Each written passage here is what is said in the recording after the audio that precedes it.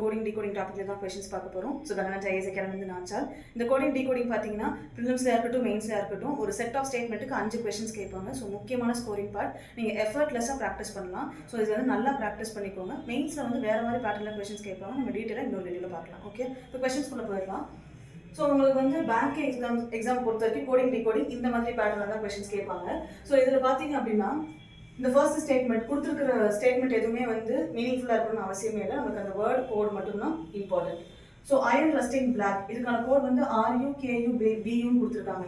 அயனுக்கான code RU, ரஸ்டிங்க்கு KU, பிளாக்குக்கு BU நம்மளே அசியூம் பண்ணிக்க கூடாது. இது எப்படி எடுக்கணுன்றதை இப்போ பார்க்க போகிறோம்.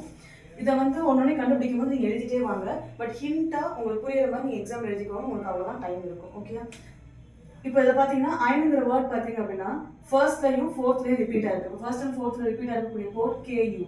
அப்போ அயனுக்கான கோட் வந்து KU. அடுத்தது ரஸ்டிங் வந்து பார்த்தீங்க அப்படின்னா ஃபர்ஸ்ட் அண்ட் தேர்டில் ரிப்பீட் ஆயிருக்கு.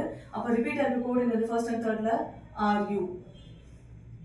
இப்போ ரஸ்டிங்க்கு RUங்கிற கோடு. அடுத்தது பிளாக் வந்து பார்த்தீங்க அப்படின்னா ஃபர்ஸ்ட் அண்ட் செகண்ட்ல ரிப்பீட் ஆயிருக்கு.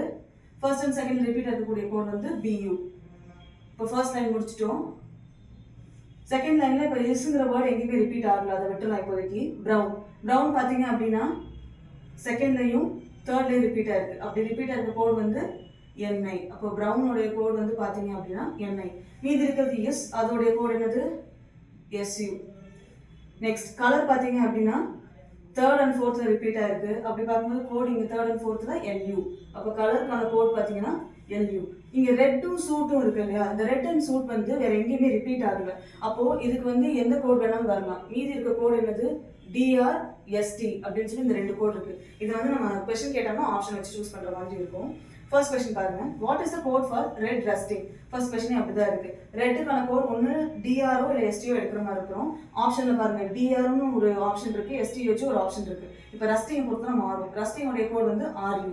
DRRUன்னு வரலாம், இல்லை STRUன்னு வரலாம். ரெண்டுமே ஆப்ஷன்ல இருக்கு. அப்போ எதங்க சூஸ் பண்றதுன்னு கேட்டீங்கன்னா ஒரு ஆப்ஷன் இருக்கு பாருங்க கடைசியில், எய்தர் B or C அப்படின்னு சொல்லிட்டு இந்த ஆப்ஷன் தான் சூஸ் பண்ற மாதிரி இருக்கும். இது ரெண்டுத்துல ஏதாவது ஒரு ஆப்ஷன் கொடுத்து நம்ம சூஸ் பண்ணியிருப்போம். இது ரெண்டுமே கொடுத்துருக்கிறதுனால எய்தர் ஆப்ஷன் சூஸ் பண்றோம். இதுல தான் தப்பு வரும், பார்த்து கவனமா சூஸ் பண்ணணும். ஓகே, அடுத்தது அயனுக்கான கோட் என்னன்னு கண்டுபிடிச்சோம், KU. நெக்ஸ்ட் NI வந்து எதோடைய கோட்? ப்ரௌனுடைய கோடுன்னு நம்ம கண்டுபிடிச்சோம். ஓகே, இந்த கொஸ்டின்ஸ் உங்களுக்கு புரிஞ்சிருக்கும்னு நினைக்கிறேன். எந்த இடத்துல புரியலையோ வீடியோ பாஸ் பண்ணிட்டு பாருங்க, கண்டிப்பாக புரிஞ்சிடும். இதே மாதிரி நம்ம நெக்ஸ்ட் வீடியோ மீட் பண்ணலாம். தேங்க்யூ.